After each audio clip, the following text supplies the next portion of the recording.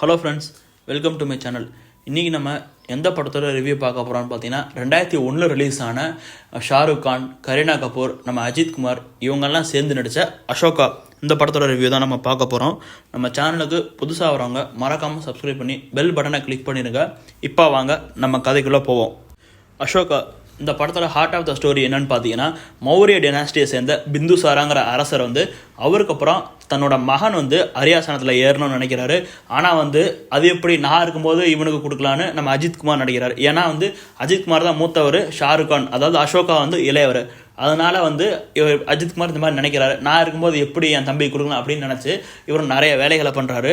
இதெல்லாம் மீறி அசோகா அதாவது நம்ம ஷாருக் கான் எப்படி அரியாசனம் ஏறுறாரு, அவர் அரியாசனம் ஏறுறாரா இல்லையா, அஜித் குமார் என்னென்ன சூழ்ச்சிகள் பண்ணுறாரு, இதெல்லாம் நீங்கள் படத்தை பார்த்து தெரிஞ்சுக்கோங்க.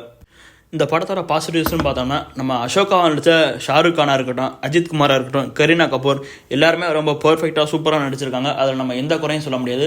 2001 காலகட்டத்திலே ஒரு வரலாற்று சார்ந்த படம் எப்படி இருக்குமோ அந்த மாதிரி எடுத்து வச்சிருக்காரு டேரக்டர். அந்த இடத்துல நம்ம டேரக்டர், சினிமாட்டோகிராஃபர் எல்லாருமே நம்ம நிச்சயமாக பாராட்டியே ஆகணும். அதில் நம்ம எந்த குறையும் சொல்ல முடியாது. ஃபுல் கிரெடிட் அவங்களுக்கு கொடுக்கலாம், அதில் எந்த தப்பும் இல்லை. இந்த படத்தில் பார்த்தீங்கன்னா அஜித் நெகட்டிவ் ரோலில் பண்ணியிருக்காரு. இதுக்கு முன்னாடி அஜித் நம்ம தமிழ் படத்துலேயே நெகட்டிவ் ரோலில் பண்ணியிருக்காரு. ஆனால் இந்த படத்தில் நல்லா பிரித்து மேய்ஞ்சிருக்காரு. அவர் கொடுத்த ரோலில் ரொம்ப பர்ஃபெக்டாக, என்னை விட யாரும் இந்த மாதிரி நடிக்க முடியாதுன்ற மாதிரி சூப்பராக நடிச்சிருக்காரு. துரதிருஷ்டவசமாக நம்ம அஜித்துக்கு இதான் ஃபஸ்ட் அண்ட் லாஸ்ட்டு பாலிவுட் படமாக அமைஞ்சிருச்சு. அதுக்கப்புறம் நம்ம தலைக்கு பாலிவுட்டுக்கு போக எந்த வாய்ப்பும் கிடைக்கல. அண்ட் இந்த படத்தில் நம்ம ஷாருக் கான், கரீனா கபூர் இவங்க காதல் காட்சிகள்லாம் ரொம்பவே சூப்பராக இருந்தது. திக்விஜயம் போகிறப்ப கரீனா கபூரை பார்ப்பாரு நம்ம ஷாருக் கான். அந்த இடத்துல மலர்ற அந்த லவ் சீன்ஸ் உண்மையிலே வேறு லெவலில் இருந்தது. அது சூப்பராக காட்டியிருக்காரு டேரக்டர்.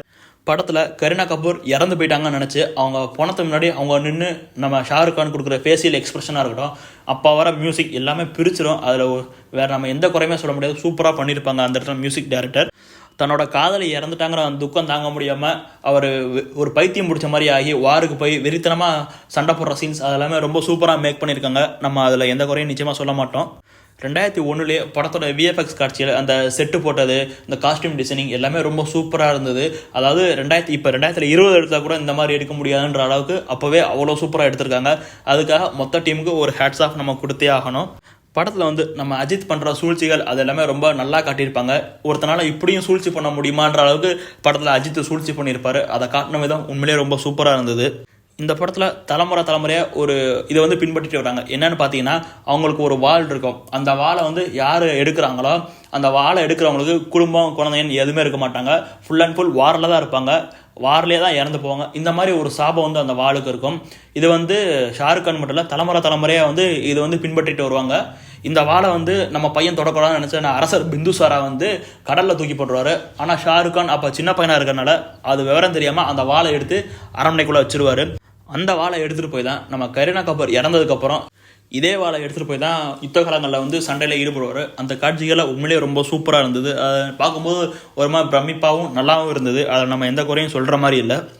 இந்த படத்துக்கு நம்ம கொடுக்குற ரேட்டிங் என்ன பார்த்தீங்கன்னா, 10க்கு கண்டிப்பாக 7.5 கொடுக்கலாம். அந்தளவுக்கு 2001 காலகட்டத்திலே அவ்வளோ விஎஃப்எக்ஸ் யூஸ் பண்ணி அவ்வளோ சூப்பராக எடுத்துருக்காங்க. கண்டிப்பாக அதுக்காகவும் இந்த ஆக்டிங், ஸ்டோரி, டைரக்ஷன் எல்லாத்துக்காகவுமே நம்ம கண்டிப்பாக இந்த 7.5 கொடுக்கலாம். இந்த படம் நெட்ஃப்ளிக்ஸில் அவைலபிளாக இருக்குது.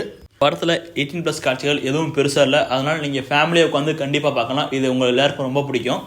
இந்த வீடியோ உங்களுக்கு பிடிச்சிருந்தா மறக்காமல் சப்ஸ்கிரைப் பண்ணி பெல் பட்டனை கிளிக் பண்ணிடுங்க.